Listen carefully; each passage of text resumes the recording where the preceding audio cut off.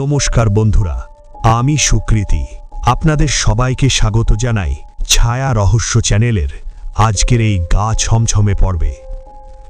আজকের গল্পটা আমার নিজের নয়। দিন কয়েক আগে রজত নামের 28 বছরের এক যুবক আমাকে ইমেল করে তার জীবনের এক হাড় হিম করা অভিজ্ঞতার কথা জানিয়েছে।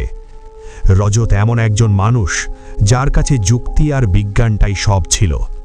ভূতপ্রেত তার কাছে ছিল নিছকি হাসির খোরাক। কিন্তু কলকাতার বুকে একটা পুরনো মেজ বাড়িতে কাটানো মাত্র কয়েকটা রাত তার সেই অহংকার, তার সেই বিশ্বাসকে কিভাবে দুমড়ে মুচড়ে শেষ করে দিয়েছিল, আজ আমি আপনাদের সেই গল্পই শোনাব। চলুন, চোখ বন্ধ করুন আর অনুভব করুন সেই দম বন্ধ করা রাতের আতঙ্ক। ঘটনাটা বছর 3 আগের। কর্মসূত্রে রজতকে হঠাৎ করেই নিজের শহর ছেড়ে কলকাতায় শিফট হতে হয়। নতুন চাকরি, হাতে পয়সা কড়ি বিশেষ ছিল না, তাই থাকার জন্য উত্তর কলকাতার একটা বেশ পুরনো মেসবাড়িতে একটা সিঙ্গল রুম ভাড়া নেয় সে। বাড়িটা অন্তত 100-150 বছরের পুরনো। চওড়া কাঠের সিঁড়ি, লাল মেঝের লম্বা বারান্দা আর একটা স্যাঁতস্যাঁতে পুরনো ভেজা ইটের গন্ধ সব সময় বাড়িটাকে ঘিরে থাকত। রজতের ঘরটা ছিল দোতলার একদম শেষ প্রান্তে। ঘরের ভেতরটা দিনের বেলাতেও কেমন যেন গুমোট আর অন্ধকার হয়ে থাকত। ঘরের দেওয়ালে ছোপ ছোপ ড্যাম্পের দাগ, যেন দেওয়ালগুলো কাঁদছে। প্রথম কয়েকদিন রজত সারাদিন অফিস করে রাতে ফিরে ক্লান্তিতে ঘুমিয়ে পড়ত। কিন্তু সমস্যা শুরু হলো প্রথম উইকেন্ডে। শনিবার রাতে রজত একটু তাড়াতাড়ি ফিরেছিল। নিজের ঘরটা একটু পরিষ্কার করে গোছানোর সময় খাটের নিচে একটা পুরনো ধুলোমাখা জিনিস দেখতে পায় সে। টেনে বের করে দেখে একটা বিশাল বড় অ্যান্টিক কাঠের রেডিও। রেডিওটার গায়ে পুরু ধুলোর আস্তরণ, কাঠের গায়ে উই পোকার দাগ। জিনিসটা বেশ ভারী। রজতের কৌতূহল হলো। রেডিওটার তারগুলো অক্ষত ছিল। সে প্লাগটা সকেটে গুজে সুইচ অন করে দিল। প্রথমে কয়েক সেকেন্ড কোনো আওয়াজ নেই। তারপর হঠাৎ ঘড় ঘড় করে একটা স্ট্যাটিক আওয়াজ শুরু হলো। রজত নব ঘুরিয়ে চ্যানেল ধরার চেষ্টা করল, কিন্তু কোনো সিগন্যাল নেই, শুধু সেই একটানা বিরক্তিকর আওয়াজ। বিরক্তি নিয়ে রেডিওটা বন্ধ করে রজত শুতে চলে যায়। মাঝরাতে হঠাৎ তার ঘুমটা ভেঙে গেল। ঘরটা অস্বাভাবিক ঠান্ডা লাগছিল। মনে হচ্ছিল কেউ যেন ঘরের ভেতরে বরফের চাই রেখে গেছে। পাশ ফিরে চাদরটা টানতে যাবে, ঠিক তখনই একটা গন্ধে তার বমি পাওয়ার জোগাড় হলো। একটা পচা গলিত মাংসের তীব্র দুর্গন্ধ। রজত ধড়ফড় করে উঠে বসল, আর তখনই একটা শব্দে তার সারা শরীরের রক্ত যেন বরফ হয়ে গেল। ঘরের ওই কোণ থেকে পুরনো রেডিওটা বাজছে। রজতের স্পষ্ট মনে আছে সে শোবার আগে ওটার সুইচ বন্ধ করে দিয়েছিল। রেডিওটা থেকে খুব মৃদু ভলিউমে একটা আওয়াজ আসছে। কোনো গান নয়, কেউ যেন রেডিওটার ঠিক ওপাশ থেকে দাঁড়িয়ে খুব ভারী গলায় কষ্ট করে শ্বাস নিচ্ছে। রজত ঘামতে শুরু করলো। সে খাট থেকে নেমে ধীরে ধীরে রেডিওটার দিকে এগোলো। কাঁপা হাতে সে রেডিওটার সুইচটা অফ করে দিল। শ্বাস নেওয়ার শব্দটা থেমে গেল। রজত স্বস্তির নিঃশ্বাস ফেলে ঘুরে দাঁড়াতেই খট করে একটা আওয়াজ হলো। রেডিওটা আবার নিজে থেকেই চালু হয়ে গেছে। এবার আর শুধু শ্বাস নেওয়ার শব্দ নয়, স্ট্যাটিক আওয়াজের মধ্যে দিয়ে একটা অমানসিক ঘড় ঘড়ে গলা ভেসে এলো। গলাটা এতটাই বিকৃত ছিল যেন কারোর গলা কেটে দেওয়া হয়েছে, আর সেই কাটা নালি দিয়ে সে কথা বলার চেষ্টা করছে। রজত, তুই আমার জায়গায় ঘুমোচ্ছিস। রজত, তুইও ঝুঁকবি নাকি? গলাটা নিজের নাম শুনতে রজতের মেরুদণ্ডে ঠান্ডা স্রোত নেমে গেল। সে আর এক মুহূর্ত দেরি না করে দ্রুত রেডিওর প্লাগটা সকেট থেকে টেনে ছিঁড়ে ফেলে। ঘর আবার নিস্তব্ধ, কিন্তু পচা মাংসের গন্ধটা তখনও কাটেনি। রজত সারা রাত আলো জ্বালিয়ে খাটের এক কোণে সিটিয়ে বসে থাকে। পরদিন সকালে মেজবাড়ির কেয়ারটেকার মদনদাকে রেডিওর কথা জিজ্ঞেস করে রজত। রেডিওর কথা শুনতেই মদনদার চোখ মুখ ভয়ে কুঁচকে যায়।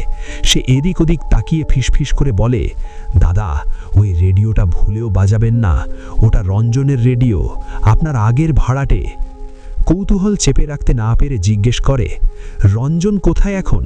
সে রেডিওটা নিয়ে যায়নি কেন? মদনদা শুকনো ঢোক গিলে যা বলেছিল তা শুনে রজতের পায়ের তলার মাটি সরে গিয়েছিল। মদনদা বলেছিল, রঞ্জনবাবু আজ থেকে 7 বছর আগে ওই ঘরেই গলায় দড়ি দিয়েছিল, ঠিক রাত 2:30টার সময়। তার মৃতদেহ যখন পুলিশ নামায় তখন তার চোখ দুটো কোটর থেকে খুবলে বের করা ছিল, আর ওই রেডিওটাতে কোনো একটা অস্পষ্ট গোঙানিলা আওয়াজ বাজছিল। কথাটা শোনার পর রজতের আর ঘরে ঢোকার সাহস হয়নি। সে সারা দিন রাস্তায় রাস্তায় ঘুরে কাটায়। সন্ধেবেলা যখন ঘরে ফেরে তখন তার বুক ধিপ ধিপ করছে। সে মনে মনে ঠিক করে নেয় কাল সকালেই মালপত্র গুছিয়ে এই অভিশপ্ত মেজবাড়ি ছেড়ে দেবে। আজ রাতটা শুধু কোনো মতে বেঁচে থাকা। রেডিওটাকে একটা পুরনো চাদর দিয়ে ঢেকে খাটের একদম গভীরে ঢুকিয়ে দেয়। রাত বাড়ার সাথে সাথে পরিবেশটা ভারী হতে শুরু করে। ভয় কাটানোর জন্য সে হেডফোনে জোরে গান চালিয়ে চোখ বন্ধ করে শুয়ে থাকে। কিন্তু ঠিক রাত 2:30 তার ঘরের আলোটা দপ করে নিভে যায়। হেডফোনের গানটা হঠাৎ থেমে দিয়ে সোজা হেডফোনের ভেতরেই সেই স্ট্যাটিক আওয়াজ শুরু হয়, খসখস, ঘর ঘর। সে চিৎকার করে হেডফোনটা খুলে ছুঁড়ে দেয়। পুরো ঘর ঘুটঘুটে অন্ধকার, আর সেই অন্ধকারের মধ্যে খাটের তলা থেকে আবার সেই রেডিওটা বেজে ওঠে। এবার আওয়াজটা আরও তীক্ষ্ণ, একটা একটানা গোঙানি আর ছটফট করার শব্দ, যেন কেউ গলায় দড়ি দিয়ে শূন্যে ঝুলছে আর বাঁচার জন্য পা ছুটছে। রজতের পুরো শরীর আতঙ্কে পক্ষাঘাতগ্রস্ত হয়ে যায়। সে কাপা হাতে ফোনটা হাতড়ে ফ্ল্যাশলাইটটা অন করে। আলোর ফোকাসটা গিয়ে পড়ে সোজা সিলিংয়ের ফ্যানের উপর। ফ্যানটা বন্ধ, কিন্তু তার ব্লেডের থেকে একটা পুরনো ময়লা দড়ি ঝুলছে, আর সেই দড়িতে ঝুলছে একটা মানুষের শরীর। শরীরটা ফ্যানের সাথে ধীরে ধীরে ঘুরছে। মোবাইলটার আলো একটু ওপরে তুলতেই যা দেখল তাতে তার হার্টবিট প্রায় থমকে যাওয়ার জোগাড় হলো। লোকটার ঘাড়ের হাড়টা সম্পূর্ণ ভাঙা, মাথাটা একদম কাঁধের ওপর ঝুলে পড়েছে, মুখটা ফুলে নীল হয়ে গেছে, আর চোখের জায়গায় দুটো গভীর কালো গর্ত, যেখান থেকে গাঢ় কালো রঙের রক্ত গড়িয়ে পড়ছে। লোকটা শূন্যে ঝোলা অবস্থাতেই তার সেই ভাঙা ঘাড়টা মটমট শব্দ করে রজতের দিকে ঘোরালো। রেডিওর গোঙানির শব্দটা এবার আরও জোরালো হয়ে গেল। হঠাৎ লোকটার শরীরটা দড়ি থেকে ধপ করে মেঝের ওপর খসে পড়ল। রজত ছিটকে খাট থেকে নেমে দরজার দিকে ছোটে, কিন্তু দরজার ছিটকিনিটা জ্যাম হয়ে গেছে। সে প্রাণপণে টানাটানি করে, কিন্তু কিছুতেই দরজা খুলছে না। পেছন থেকে একটা হাড় হিম করা শব্দ আসতে থাকে। মনে হচ্ছে কেউ যেন ভাঙা হাড় নিয়ে মেঝের ওপর দিয়ে ঘষতে ঘষতে এগিয়ে আসছে। রজত পেছন ফিরে তাকাতেই দেখে সেই নীলচে বিভৎস মুখটা মেঝের ওপর দিয়ে সাপের মতো বুক দিয়ে হেঁটে ঠিক তার পায়ের কাছে চলে এসছে। লোকটার সেই লম্বা পচা গলা হাত দুটো রজতের গোড়ালি চেপে ধরে। হাতের স্পর্শটা ছিল বরফের মতো ঠান্ডা আর আঠালো। সে চিৎকার করতে যায়, কিন্তু লোকটা হুড়মুড় করে তার গায়ের উপর উঠে আসে। তার সেই গর্ত হয়ে যাওয়া চোখ দুটো রজতের একদম মুখের সামনে। লোকটার মুখ থেকে গলিত মাংসের গন্ধে রজতের শ্বাস আটকে যায়। সে রজতের কানের কাছে সেই ঘড়ঘড়ে গলায় ফিসফিস করে, একবার যখন আমার রেডিও শুনেছিস, এবার তোকে আমার সাথে ছুটতে হবে। লোকটার 2 হাত রজতের গলাটা সাপের মতো পেঁচিয়ে ধরে। রজত আমাকে লিখেছে, এরপর আর তার কিছু মনে নেই। আতঙ্কে তার চোখের সামনে সব অন্ধকার হয়ে আসে এবং সে জ্ঞান হারিয়ে মেঝের ওপর লুটিয়ে পড়ে। জ্ঞান যখন ফেরে, রজত দেখে সে হাসপাতালে। সকালবেলা মেজবাড়ির অন্যান্য ভাড়াটেরা রজতের ঘরের দরজার বাইরে থেকে ভারী কিছু একটা আছড়ে পড়ার শব্দ পেয়ে দরজা ভেঙে তাকে উদ্ধার করে।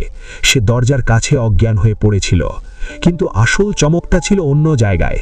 পুলিশ যখন ওই ঘরটা ইনভেস্টিগেট করে, তারা খাটের নিচে তন্ন তন্ন করে খুঁজেও কোনো অ্যান্টিক রেডিও পায়নি। এমনকি মদনদা বা অন্যান্য ভাড়াটেদের মতে ওই ঘরে কোনোদিন কোনো রেডিওই ছিল না। কিন্তু যদি রেডিও নাই থাকে, যদি পুরোটাই রজতের মনের ভুল হয়, তাহলে যখন রজতকে অজ্ঞান অবস্থায় উদ্ধার করা হয়, তখন তার গলার চারপাশে ওই লালচে রদির দড়ির ফাঁসের গভীর দাগটা কিভাবে এলো?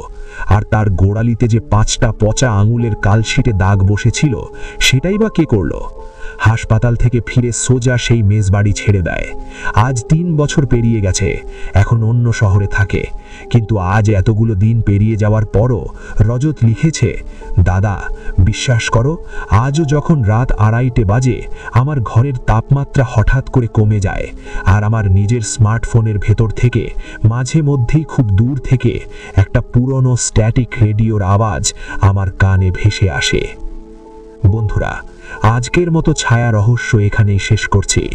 শহরের এই পুরনো ইটের পাঁজরগুলোতে যে কত না বলা দীর্ঘশ্বাস আর অতৃপ্ত আত্মা লুকিয়ে আছে তা আমরা কল্পনাও করতে পারি না। আপনারা সবাই খুব সাবধানে থাকবেন, আর রাতে একা শোবার সময় একবার খেয়াল করবেন আপনার খাটের তলায় পুরনো কোনো জিনিস আপনার জন্য অপেক্ষা করছে না তো। যদি ঘটনাটা ভালো লাগে তাহলে লাইক করুন, শেয়ার করুন বন্ধুদের সাথে, সাবস্ক্রাইব করুন যাতে আরও ভালো ঘটনা নিয়ে আসতে পারি। আপনাদের জানা যদি কোনো অলৌকিক ঘটনা থাকে তাহলে কমেন্টে জানান। শুভরাত্রি।